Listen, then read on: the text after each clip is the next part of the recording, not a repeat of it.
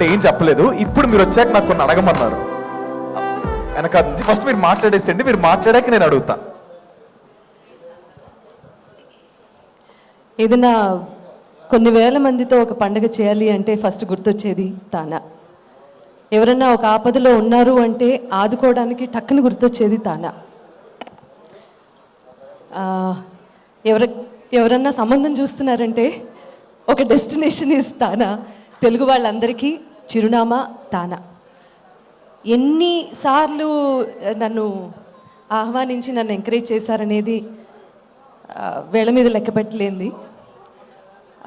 ఇంత ఎంకరేజ్మెంట్ ఇస్తున్నందుకు తానా 99 గంగాధర్ గారు 99 ఫిలడెల్ఫియా నాగార్జున గారు అందరం వచ్చినప్పుడు that was the first time తానాలో.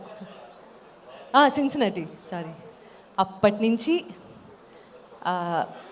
నన్ను ప్రోత్సహిస్తున్నందుకు గంగాధర్ గారికి, మిగిలిన పెద్దలందరికీ, లక్ష్మక్క, ఎవ్రీబడి, జయరామ్ గారు, జంపాల్ చౌదరి గారు, నన్ను చూస్తూ పెరిగినటువంటి మా సమీర్, నువ్వు కూడానా? కాదా? జస్ట్ హిమ్, మహేష్ మాత్రమే. I know.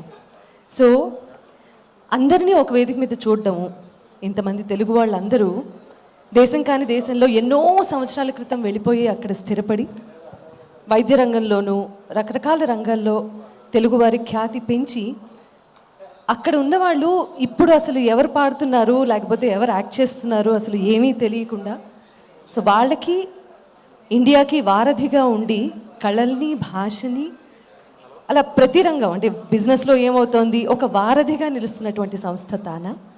చాలా ప్రెస్టేజ్గా ఫీల్ అవుతాము తానా నుంచి ఆహ్వానం వచ్చింది అంటే.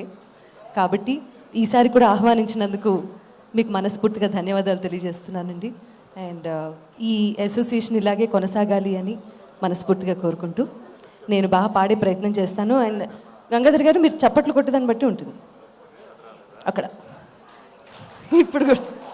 But thank you so much for the invitation Satish garu, మీకు కూడా thank you so much everyone. And let's have a great festival 3rd, 4th and 5th. So డెట్రాయిట్లో కలుద్దాం. Thank you. మ్యామ్ ఒక్క నిమిషం అనుకున్నా. నేను ఆపిన దానికి కదండి. ఓకే, మీకు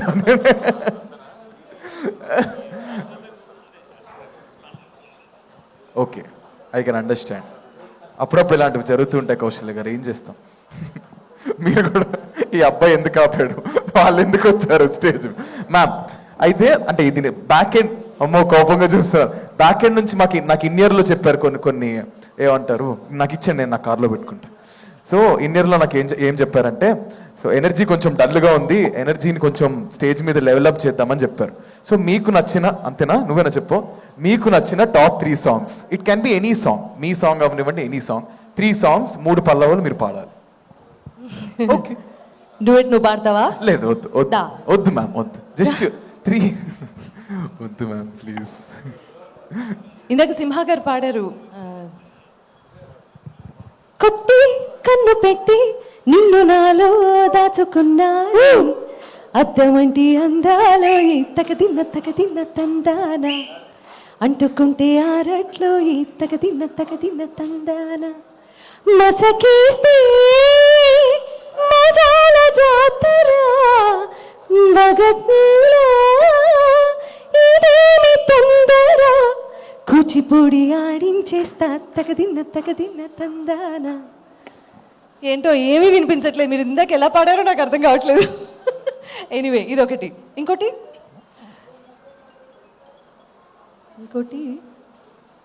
3 కదా ఉన్నా. ఆ పని చేసింది ఎవరు? ఓకే, పెదవి దాటని మాట ఒకటుంది తెలుసుకో సరిగా, అడుగుతావని ఆశగా ఉంది అడగవి త్వరగా. ఏం జరిగింది? రివా బాయ్ డిలేయా? What is that Kausalya? What's happening? So ఇక్కడ నుంచి బాగుంది మ్యామ్. ఎగిరిపోతే ఎంత బాగుంటుంది